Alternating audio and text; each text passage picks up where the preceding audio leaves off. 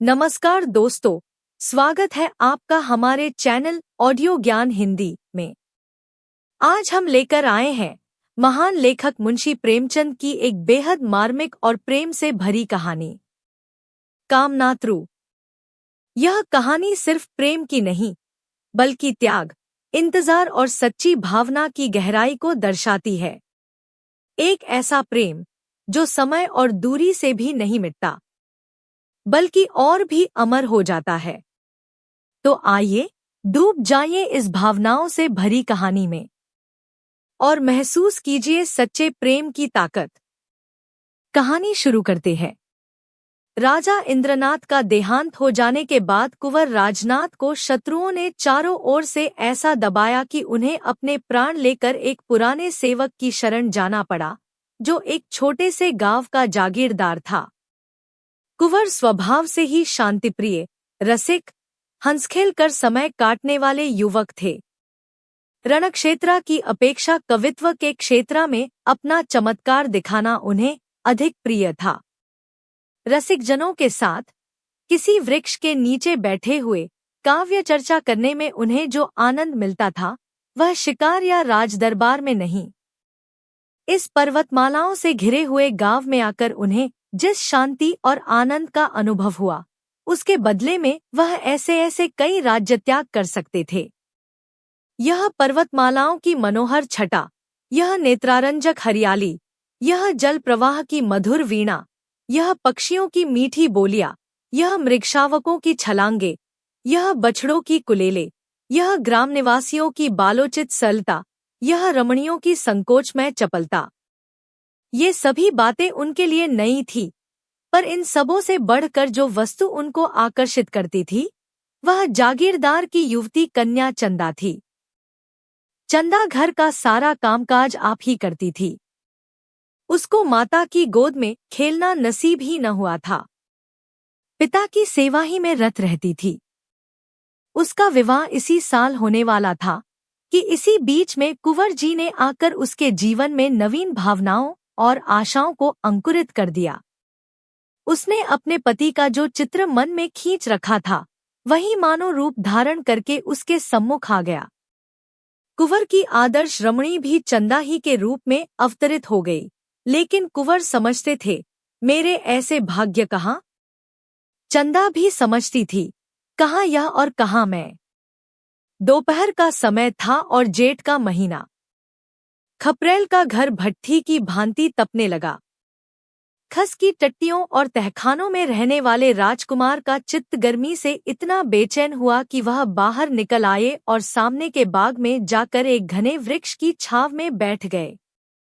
सहसा उन्होंने देखा, चंदा नदी से जल की गागर लिए चली आ रही है।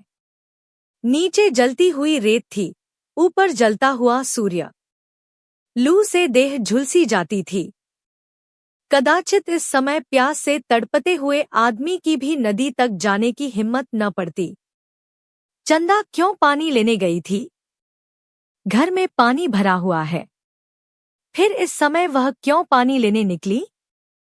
कुंवर दौड़कर उसके पास पहुंचे और उसके हाथ से गागर छीन लेने की चेष्टा करते हुए बोले, मुझे दे दो और भागकर छां में चली जाओ। इस समय पानी का क्या काम था? चंदा ने गागर न छोड़ी। सिर से खिसका हुआ अंचल संभाल कर बोली, तुम इस समय कैसे आ गए? शायद मारे गर्मी के अंदर न रह सके। कुंवर ने कहा, मुझे दे दो, नहीं तो मैं छीन लूंगा। चंदा ने मुस्कराकर कहा, राजकुमारों को गागर लेकर चलना शोभा नहीं देता। कुंवर ने गागर का मुंह पकड़कर कहा, इस अपराध का बहुत दंड सह चुका हूं। चंदा, अब तो अपने को राजकुमार कहने में भी लज्जा आती है। चंदा बोली, देखो, धूप में खुद हैरान होते हो और मुझे भी हैरान करते हो। गागर छोड़ दो। सच कहती हूँ, पूजा का जल है।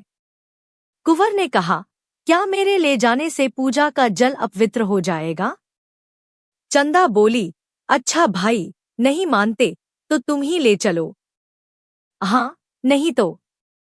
कुंवर गागर लेकर आगे आगे चले। चंदा पीछे हो ली। बगीचे में पहुंचे। तो चंदा एक छोटे से पौधों के पास रुककर बोली, इसी देवता की पूजा करनी है, गागर रख दो। कुंवर ने आश्चर्य से पूछा, यह कौन देवता है चंदा? मुझे तो नहीं नजर आता। चंदा ने पौधों को सींचते हुए कहा, यही तो मेरा देवता है। पानी पीकर पौधों की मुरझाई हुई पत्तियां हरी हो गईं, मानो उनकी आंखें खुल गई हों। कुंवर ने पूछा, यह पौधा क्या तुमने लगाया है चंदा? चंदा ने पौधों को एक सीधी लकड़ी से बांधते हुए कहा, हाँ, उसी दिन तो जब तुम यहाँ आए। यहाँ पहले मेरी गुड़ियों का घरौंदा था। मैंने गुड़ियों पर छां करने के लिए अमोला लगा दिया था। फिर मुझे इसकी याद नहीं रही, घर के काम धंधों में भूल गई। जिस दिन तुम यहाँ आए, मुझे न जाने क्यों इस पौधों की याद आ गई। मैंने आकर देखा तो वह सूख गया था। मैंने तुरंत पानी लाकर इसे सींचा तो कुछ कुछ ताजा होने लगा। तब से इसे सींचती हूँ। देखो कितना हरा भरा हो गया है। यह कहते कहते उसने सिर उठाकर कुंवर की ओर ताकते हुए कहा, और सब काम भूल जाओ, पर इस पौधों को पानी देना नहीं भूलती। तुम ही इसके प्राणदाता हो। तुम्ही ने आकर इसे जिला दिया, नहीं तो बेचारा सूख गया होता। यह तुम्हारे शुभागमन का स्मृति चिन्ह है। जरा इसे देखो, मालूम होता है हंस रहा है। मुझे तो जान पड़ता है कि यह मुझसे बोलता है। सच कहती हूँ, कभी यह रोता है, कभी हंसता है, कभी रूठता है। आज तुम्हारा लाया हुआ पानी पाकर यह फूला नहीं समाता। एक एक पत्ता तुम्हें धन्यवाद दे रहा है। कुंवर को ऐसा जान पड़ा मानो वह पौधा कोई नन्हा सा क्रीड़ाशील बालक है। जैसे चुंबन से प्रसन्न होकर बालक गोद में चढ़ने के लिए दोनों हाथ फैला देता है, उसी भांति यह पौधा भी हाथ फैलाए जान पड़ा। उसके एक एक अणु में चंदा का प्रेम झलक रहा था। चंदा के घर में खेती के सभी औजार थे। कुंवर एक फावड़ा उठा लाए और पौधों का एक थाला बनाकर चारों ओर ऊंची मेंढ उठा दी। फिर खुरपी लेकर अंदर की मिट्टी को गोंद दिया। पौधा और भी लहलहा उठा। चंदा बोली, कुछ सुनते हो, क्या कह रहा है? कुंवर ने मुस्करा कर कहा, हाँ, कहता है अम्मा की गोद में बैठूंगा। चंदा बोली, नहीं, कह रहा है इतना प्रेम करके फिर भूल न जाना। मगर कुंवर को अभी राजपुत्र होने का दंड भोगना बाकी था। शत्रुओं को न जाने कैसे उनकी टोह मिल गई। इधर तो हितचिंतकों के आग्रह से विवश होकर बूढ़ा कुबेर सिंह चंदा और कुंवर के विवाह की तैयारियां कर रहा था, उधर शत्रुओं का एक दल सिर पर आ पहुंचा। कुंवर ने उस पौधों के आसपास फूल पत्तों लगाकर एक फुलवाड़ी सी बना दी थी। पौधों को सींचना अब उनका काम था। रात काल वह कंधों पर कांवर रखे नदी से पानी ला रहे थे कि 10-12 आदमियों ने उन्हें रास्ते में घेर लिया। कुबेर सिंह तलवार लेकर दौड़ा, लेकिन शत्रुओं ने उसे मार गिराया। अकेला अस्त्रहीन कुंवर क्या करता? कंधों पर कांवर रखे हुए बोला, अब क्यों मेरे पीछे पड़े हो भाई? मैंने तो सब कुछ छोड़ दिया। सरदार बोला, हमें आपको पकड़ ले जाने का हुक्म है। तुम्हारा स्वामी मुझे इस दशा में भी नहीं देख सकता। खैर, अगर धर्म समझो तो कुबेर सिंह की तलवार मुझे दे दो। अपनी स्वाधीनता के लिए लड़कर प्राण दूं। इसका उत्तर यही मिला कि सिपाहियों ने कुंवर को पकड़कर मुश्कें कस दी और उन्हें एक घोड़े पर बिठाकर घोड़े को भगा दिया। कांवर वहीं पड़ी रह गई। उसी समय चंदा घर से निकली। देखा, कांवर पड़ी हुई है और कुंवर को लोग घोड़े पर बिठाए जा रहे हैं। चोट खाए हुए पक्षी की भांति वह कई कदम दौड़ी, फिर गिर पड़ी। उसकी आंखों में अंधेरा छा गया। सहसा उसकी दृष्टि पिता की लाश पर पड़ी। वह घबरा कर उठी और लाश के पास जा पहुंची।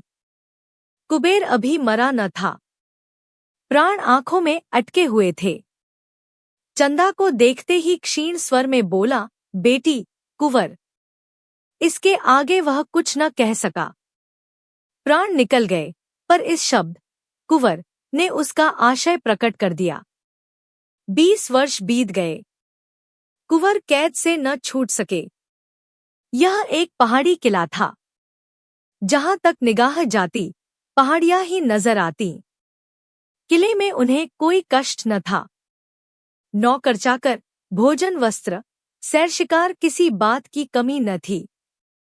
पर उस वियोगाग्नि को कौन शांत करता जो नित्य कुंवर के हृदय में जला करती थी। जीवन में अब उनके लिए कोई आशा न थी, कोई प्रकाश न था। अगर कोई इच्छा थी तो यही कि एक बार उस प्रेम तीर्थ की यात्रा कर लें, जहां उन्हें वह सब कुछ मिला जो मनुष्य को मिल सकता है। हाँ, उनके मन में एकमात्र यही अभिलाषा थी कि उन पवित्र स्मृतियों से रंजित भूमि के दर्शन करके जीवन का उसी नदी के तट पर अंत कर दें। वही नदी का किनारा, वही वृक्ष का कुंज, वही चंदा का छोटा सा सुंदर घर उसकी आंखों में फिरा करता, और वह पौधा जिसे उन दोनों ने मिलकर सींचा था, उसमें तो मानो उसके प्राण ही बसते थे। क्या वह दिन भी आएगा जब वह उस पौधों को हरी हरी पत्तियों से लदा हुआ देखेगा? कौन जाने वह अब है भी या सूख गया? कौन अब उसको सींचता होगा? चंदा इतने दिनों अविवाहित थोड़े ही बैठी होगी? ऐसा संभव भी तो नहीं। उसे अब मेरी सुध भी न होगी। हाँ, शायद कभी अपने घर की याद खींच लाती हो तो पौधों को देखकर उसे मेरी याद आ जाती हो। मुझ जैसे अभागे के लिए इससे अधिक वह और कर ही क्या सकती है। उस भूमि को एक बार देखने के लिए वह अपना जीवन दे सकता था, पर यह अभिलाषा न पूरी होती थी। एक युग बीत गया। शोक और नैराश्य ने उठती जवानी को कुचल दिया। न आंखों में ज्योति रही, न पैरों में शक्ति। जीवन क्या था? एक दो खदाई स्वप्न था। उस सघन अंधकार में उसे कुछ न सूझता था। बस जीवन का आधार एक अभिलाषा थी, एक सुखद स्वप्न जो जीवन में न जाने कब उसने देखा था। एक बार फिर वही स्वप्न देखना चाहता था। फिर उसकी अभिलाषाओं का अंत हो जाएगा, उसे कोई इच्छा न रहेगी। सारा अनंत भविष्य, सारी अनंत चिंताएं इसी एक स्वप्न में लीन हो जाती थी। उसके रक्षकों को अब उसकी ओर से कोई शंका न थी। उन्हें उस पर दया आती थी। रात को पहरे पर केवल कोई एक आदमी रह जाता था और लोग मीठी नींद सोते थे। कुंवर भाग जा सकता है, इसकी कोई संभावना, कोई शंका न थी। यहाँ तक कि एक दिन यह सिपाही भी निशंक होकर बंदूक लिए लेट रहा। निद्रा किसी हिंसक पशु की भांति ताक लगाए बैठी थी। लेटते ही टूट पड़ी। कुंवर ने सिपाही की नाक की आवाज सुनी। उनका हृदय बड़े वेग से उछलने लगा। यह अवसर आज कितने दिनों के बाद मिला था। वह उठे, मगर पांव थर-थर कांप रहे थे। बरामदे के नीचे उतरने का साहस न हो सका। कहीं इसकी नींद खुल गई तो हिंसा उनकी सहायता कर सकती थी। सिपाही की बगल में उसकी तलवार पड़ी थी, पर प्रेम का हिंसा से बैर है। कुंवर ने सिपाही को जगा दिया। वह चौंक कर उठ बैठा। रहसा संशय भी उसके दिल से निकल गया। दूसरी बार जो सोया तो खर्राटे लेने लगा। रात काल जब उसकी निद्रा टूटी तो उसने लपक कर कुंवर के कमरे में झांका। कुंवर का पता न था। कुंवर इस समय हवा के घोड़े पर सवार कल्पना की द्रुत गति से भागा जा रहा था, उस स्थान को जहां उसने सुख स्वप्न देखा था। किले में चारों ओर तलाश हुई, नायक ने सवार दौड़ाए, पर कहीं पता न चला। पहाड़ी रास्तों का काटना कठिन, उस पर अज्ञातवास की कैद, मृत्यु के दूत पीछे लगे हुए, जिनसे बचना मुश्किल। कुंवर को कामनातीर्थ में महीनों लग गए। जब यात्रा पूरी हुई तो कुंवर में एक कामना के सिवा और कुछ शेष न था। दिन भर की कठिन यात्रा के बाद जब वह उस स्थान पर पहुंचे तो संध्या हो गई थी। वहां बस्ती का नाम भी न था। दो चार टूटे फूटे झोपड़े उस बस्ती के चिन्हस्वरूप शेष रह गए थे।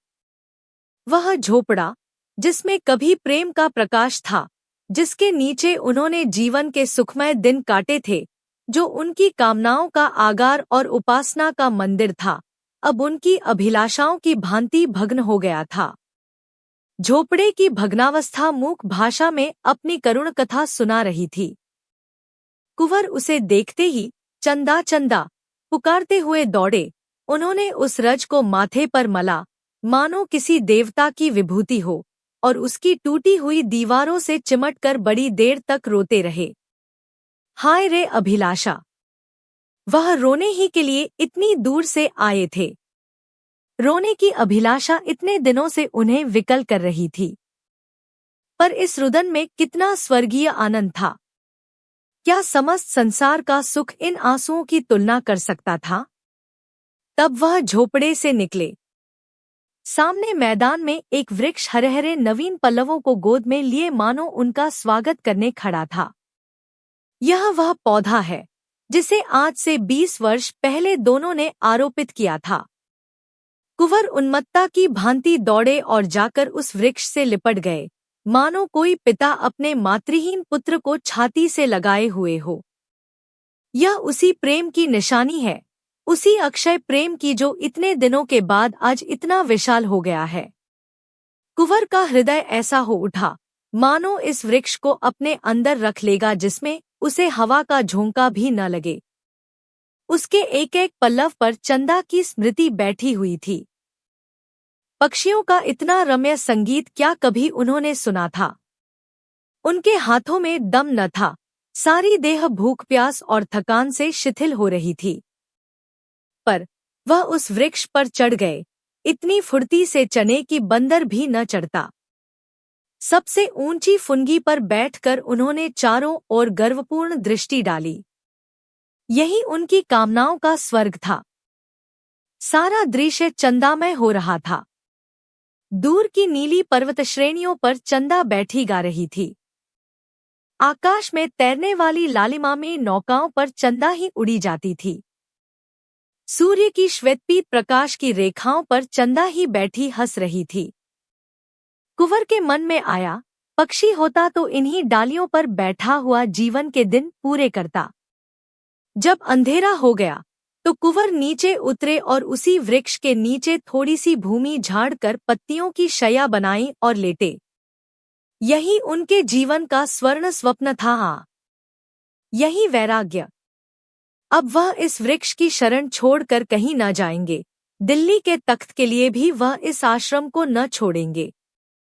उसी स्निग्ध अमल चांदनी में सहसा एक पक्षी आकर उस वृक्ष पर बैठा और दर्द में डूबे हुए स्वरों में गाने लगा। ऐसा जान पड़ा मानो वह वृक्ष सिर धुन रहा है। वह नीरव रात्रि उस वेदनामय संगीत से हिल उठी। कुंवर का हृदय इस तरह ऐंठने लगा मानो वह फट जाएगा। स्वर में करुणा और वियोग के तीर से भरे हुए थे। आह पक्षी, तेरा भी जोड़ा अवश्य बिछुड़ गया है। नहीं तो तेरे राग में इतनी व्यथा, इतना विषाद, इतना रुदन कहाँ से आता? कुंवर के हृदय के टुकड़े हुए जाते थे। एक एक स्वर तीर की भांति दिल को छेदे डालता था। वह बैठे न रह सके। उठकर आत्मविस्मृति की दशा में दौड़े हुए झोपड़े में गए, वहां से फिर वृक्ष के नीचे आए। उस पक्षी को कैसे पाएं? कहीं दिखाई नहीं देता। पक्षी का गाना बंद हुआ तो कुंवर को नींद आ गई। उन्हें स्वप्न में ऐसा जान पड़ा कि वही पक्षी उनके समीप आया। कुंवर ने ध्यान से देखा तो वह पक्षी न था, चंदा थी। हाँ, प्रत्यक्ष चंदा थी। कुंवर ने पूछा, चंदा, यह पक्षी यहाँ कहाँ? चंदा ने कहा, मैं ही तो वह पक्षी हूँ। कुंवर ने कहा, तुम पक्षी हो? क्या तुम ही गा रही थी? चंदा बोली, हाँ प्रियतम, मैं ही गा रही थी। इसी तरह रोते रोते एक युग बीत गया। कुंवर ने कहा, तुम्हारा घोंसला कहाँ है? चंदा बोली, उसी झोपड़े में जहां तुम्हारी खाट थी। उसी खाट के बांध से मैंने अपना घोंसला बनाया है। कुंवर ने कहा, और तुम्हारा जोड़ा कहाँ है? चंदा बोली, मैं अकेली हूँ। चंदा को अपने प्रियतम के स्मरण करने में, उसके लिए रोने में जो सुख है वह जोड़े में नहीं। मैं इसी तरह अकेली रहूंगी और अकेली मरूंगी। कुंवर ने कहा, मैं क्या पक्षी नहीं हो सकता? चंदा चली गई। कुंवर की नींद खुल गई। उषा की लालिमा आकाश पर छाई हुई थी और वह चिड़िया कुंवर की शया के समीप एक डाल पर बैठी चहक रही थी। अब उस संगीत में करुणा न थी, विलाप न था, उसमें आनंद था, चापल्य था, सारल्य था। वह वियोग का करुणक्रंदन नहीं, मिलन का मधुर संगीत था। कुंवर सोचने लगे, इस स्वप्न का क्या रहस्य है? कुंवर ने शया से उठते ही एक झाड़ू बनाई और झोपड़े को साफ करने लगे। उनके जीते जी इसकी यह भग्न दशा नहीं रह सकती। वह इसकी दीवारें उठाएंगे, इस पर छप्पर डालेंगे, इसे लीपेंगे। इसमें उनकी चंदा की स्मृति वास करती है। झोपड़े के एक कोने में वह कांवर रखी हुई थी, जिस पर पानी लाला कर वह इस वृक्ष को सींचते थे। उन्होंने कांवर उठा ली और पानी लाने चले। 2 दिन से कुछ भोजन न किया था। रात को भूख लगी हुई थी, पर इस समय भोजन की बिल्कुल इच्छा न थी। देह में एक अद्भुत स्फूर्ति का अनुभव होता था। उन्होंने नदी से पानी लाला कर मिट्टी भिगोना शुरू किया। दौड़े जाते थे और दौड़े आते थे। इतनी शक्ति उनमें कभी न थी। एक ही दिन में इतनी दीवार उठ गई, जितनी 4 मजदूर भी न उठा सकते थे। और कितनी सीधी, चिकनी दीवार थी कि कारीगर भी देखकर लज्जित हो जाता। प्रेम की शक्ति अपार है। संध्या हो गई। चिड़ियों ने बसेरा लिया। वृक्षों ने भी आंखें बंद की, मगर कुंवर को आराम कहाँ? तारों के मलिन प्रकाश में मिट्टी के रद्दे रखे जा रहे थे। हाय रे कामना, क्या तू इस बेचारे के प्राण ही लेकर छोड़ेगी? वृक्ष पर पक्षी का मधुर स्वर सुनाई दिया। कुंवर के हाथ से घड़ा छूट पड़ा। हाथ और पैरों में मिट्टी लपेटकर वह वृक्ष के नीचे जाकर बैठ गए। उस स्वर में कितना लालित्य था, कितना उल्लास, कितनी ज्योति। मानव संगीत इसके सामने बेसुरा आलाप था। उसमें यह जागृति, यह अमृत, यह जीवन कहाँ? संगीत के आनंद में विस्मृति है, पर वह विस्मृति कितनी स्मृतिमय होती है। अतीत को जीवन और प्रकाश से रंजित करके प्रत्यक्ष कर देने की शक्ति संगीत के सिवा और कहाँ है? कुंवर के हृदय नेत्रों के सामने वह दृश्य खड़ा हुआ जब चंदा इसी पौधों को नदी से जल लाला कर सींचती थी। हाय, क्या वे दिन फिर आ सकते हैं? सहसा एक बटोही आकर खड़ा हो गया और कुंवर को देखकर वह प्रश्न करने लगा, जो साधारणत 2 अपरिचित प्राणियों में हुआ करते हैं। कौन हो? कहाँ से आते हो? कहाँ जाओगे? पहले वह भी इसी गांव में रहता था, पर जब गांव उजड़ गया तो समीप के एक दूसरे गांव में जा बसा था। अब भी उसके खेत यहाँ थे। रात को जंगली पशु से अपने खेतों की रक्षा करने के लिए वह आकर सोता था। कुंवर ने पूछा, तुम्हें मालूम है इस गांव में एक कुबेर सिंह ठाकुर रहते थे? किसान ने बड़ी उत्सुकता से कहा, हाँ भाई, जानता क्यों नहीं। बेचारे यहीं तो मारे गए। तुमसे भी क्या जान पहचान थी? कुंवर ने कहा, हाँ, उन दिनों कभी कभी आया करता था। मैं भी राजा की सेवा में नौकर था। उनके घर में और कोई न था। किसान, अरे भाई, कुछ न पूछो, बड़ी करुण कथा है। उनकी स्त्री तो पहले ही मर चुकी थी, केवल लड़की बच रही थी। आह, कैसी सुशीला, कैसी सुघड़ लड़की थी। उसे देखकर आंखों में ज्योति आ जाती थी। बिल्कुल स्वर्ग की देवी जान पड़ती थी। जब कुबेर सिंह जीता था तभी कुंवर राजनाथ यहाँ भाग कर आए थे और उसके यहाँ रहे थे। उस लड़की की कुंवर से कहीं बातचीत हो गई। जब कुंवर को शत्रुओं ने पकड़ लिया तो चंदा घर में अकेली रह गई। गांव वालों ने बहुत चाहा कि उसका विवाह हो जाए। उसके लिए वरों का तोड़ा न था भाई। ऐसा कौन था जो उसे पाकर अपने को धन्य न मानता, पर वह किसी से विवाह करने पर राजी न हुई। यह पेड़ जो तुम देख रहे हो तब छोटा सा पौधा था।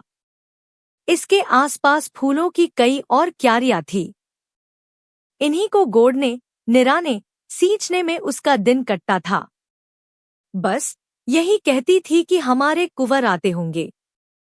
कुंवर की आंखों से आंसू की वर्षा होने लगी। मुसाफिर ने जरा दम लेकर कहा, दिन दिन घुलती जाती थी। तुम्हें विश्वास न आएगा भाई, उसने 10 साल इसी तरह काट दिए। इतनी दुर्बल हो गई थी कि पहचानी न जाती थी, पर अब भी उसे कुंवर साहब के आने की आशा बनी हुई थी। आखिर एक दिन इसी वृक्ष के नीचे उसकी लाश मिली। ऐसा प्रेम कौन करेगा भाई।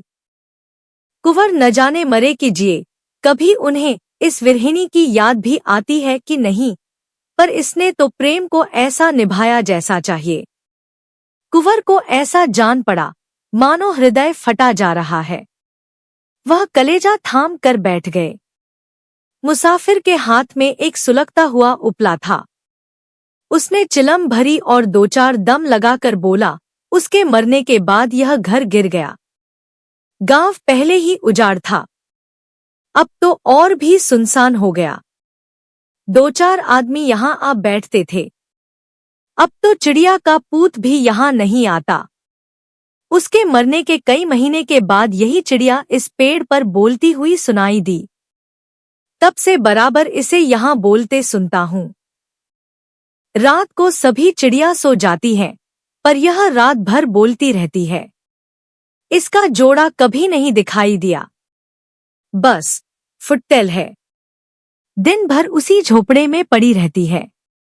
रात को इस पेड़ पर आकर बैठती है, मगर इस समय इसके गाने में कुछ और ही बात है, नहीं तो सुनकर रोना आता है। ऐसा जान पड़ता है मानो कोई कलेजे को मसोस रहा है। मैं तो कभी कभी पड़े पड़े रो दिया करता हूँ।